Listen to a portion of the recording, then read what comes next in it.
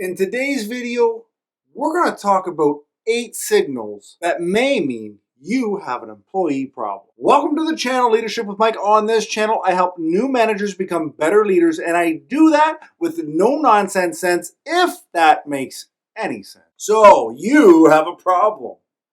More specifically, you may have an employee problem. So let's get into these signs of this problem. Did I say problem yet? Sign number 1, poor performance. Now, poor performance is one of those, it can kind of mean anything, but really, we have to think about what is the job the person's responsible for. And is it getting done in a timely manner? Is it getting done fully and completely? Is it getting passed off to somebody else? Is the person extending their lunches?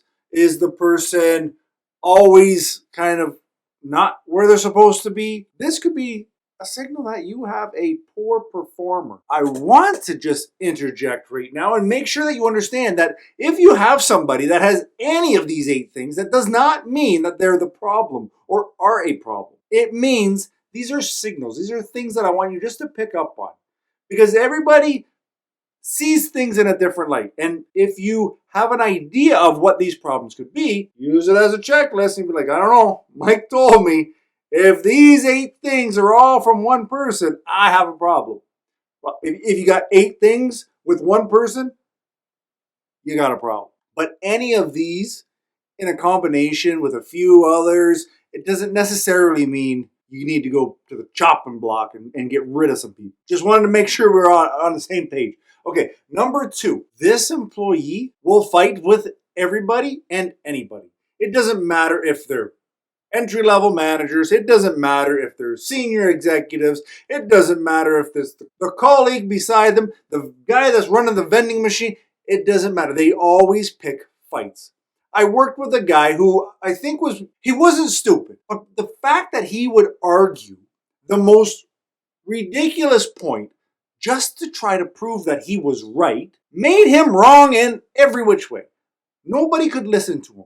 And that was a shame, because he was health and safety. So you want your health and safety guy to be able to calmly have conversation and not need to be right, but just need to be heard. Didn't work for this guy. He just had to be right.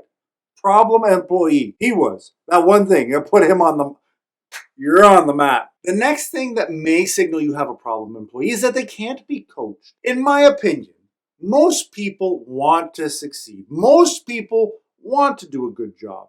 And if they have the opportunity to learn how to do what they do better, more effectively, more efficiently, then they're usually open to hearing that. If this problem employee does not want to be coached, does not care about what you say, how you think it should be done, anything that is coming out of your mouth, it may be a signal you have a problem employee. This next one, I don't understand it, because a lot of people, I wouldn't say this is just for problem employees, but it definitely amplifies with problem employees. Resisting change.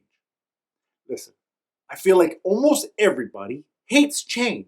Even if it's going to be a good thing, it's like, I'd rather hold on to what I know than gamble and maybe I'll get something better, but I don't know. So you can't necessarily just take this one sign as the sign, because so many people are resistant to change. But what you will pick up on is that you're going to have an employee, if they're a problem employee, you're going to have this employee who will just have a problem with every single change. Even if you can absolutely, without a doubt, show, explain, demonstrate how this will make their life so much better, so much easier, so much faster. All the things this employee will not hear, it will not accept. That's what you want to pick up on.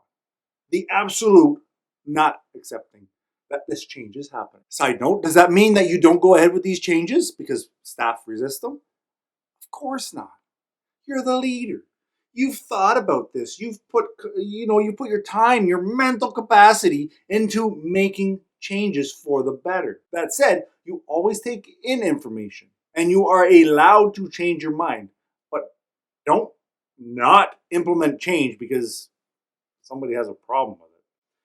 That'd be silly. The next sign that you may have a problem employee is that they just have a shit attitude. No matter how freaking fantastic the day is, they find something that's wrong with it. They just want to rain on your parade. These people are hard to work with. And if you think as a leader you're having a hard time, think about the staff around this person that has to work with this bad attitude. I don't know if you've worked with somebody with a bad attitude. If you have, please share in the comments. But somebody with a bad attitude can really ruin the dynamic of a team. So you definitely need to root out this bad attitude and fix it one way or another. Sometimes you don't necessarily have a bad employee.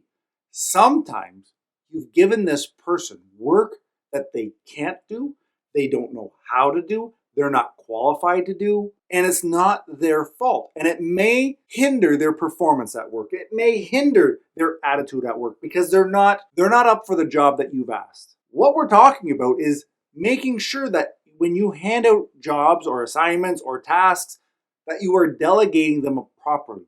And if you have a concern about delegation, check the link below because I created a course for you. Delegation, in my opinion, is the single most important skill that a manager needs to have. Because if you know how to delegate properly, life gets easier for you, your staff, your boss, the customers. Maybe you didn't pick up on this. Life gets easy. Link in the description. The next sign, and this one's a tricky one, the next sign is arrogance. Now, why do I say it's tricky? Because I've been told that I am very arrogant. And sometimes that's right. And sometimes I'm confident. And people can confuse the two. But arrogance in the sense of, I'm better than you. I'm better than this place. I'm better than that boss. That's arrogance. Somebody just thinking that they're better for no other reason than that's what they think. And this was very evident when I worked at the airport. Like I've told you guys before, I had a fantastic job. It was easy. It was easy. But the number of people who thought that they could quickly go out and get a better job, that they just had all these doors opening up for them. That was an arrogance that took the virus to knock out of people. Because 9 out of 10 of those people who had the arrogance to think that they were better than where they worked, better than the people that they worked with, and better than the managers that they worked for, they quickly realized they would do anything to get that job back. So arrogance is like, you really have to just step back and feel it out. Are they confident? Do they really know what they're talking about? Or do they just feel like they're better? Do they feel like they are above a task? That's the arrogance I'm worried about. Not guys like me who throw a little bit of shade every now and again. I'm working on it. The next sign of a problem employee is poor communication. Again, you guys know on this channel, I talk highly of effective, clear communication. If you've got an employee who just gives you the basics, yes, no, I don't know, maybe, sure. Maybe they're having a bad day, but if this is how they talk to you, it's not acceptable. You need more information from them, and that comes from them communicating clearly to you. Now, you as a leader, you're going to demonstrate this. You're going to be the one making sure that you are clear. You're going to make sure that you are communicating in a manner that they understand and that everybody's able to understand. And at that point, it's fair to expect something similar. Not exact, but something similar. But the one-word answers, I don't have time to answer your emails. Next. This, yes, but. I hate the yes, but. Because here's what you're saying. You're saying, yeah, I hear you, but I'm not listening. But you're wrong. But it has to be this way. Now, understand, this in and of itself does not mean the person's a problem. If they're bringing valid buts, yes, we can do it that way. But this could be the problem. There's nothing wrong with that. It's when it's a cycle. When you know as soon as you say something, you can guarantee their answer is yes, but. Did you do that? Yes, but I had to cut some corners. We're going to change this. Yeah, that's a good idea, but I don't want to. Like, again, I want you to take these 8 points and understand that as a collective, that's your problem, employee. Individual pieces, not necessarily.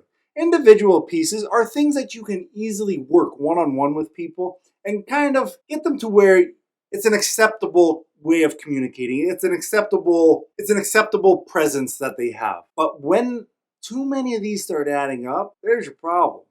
Now, how are you going to deal with it? We'll talk about that later. But for now, get your coffee,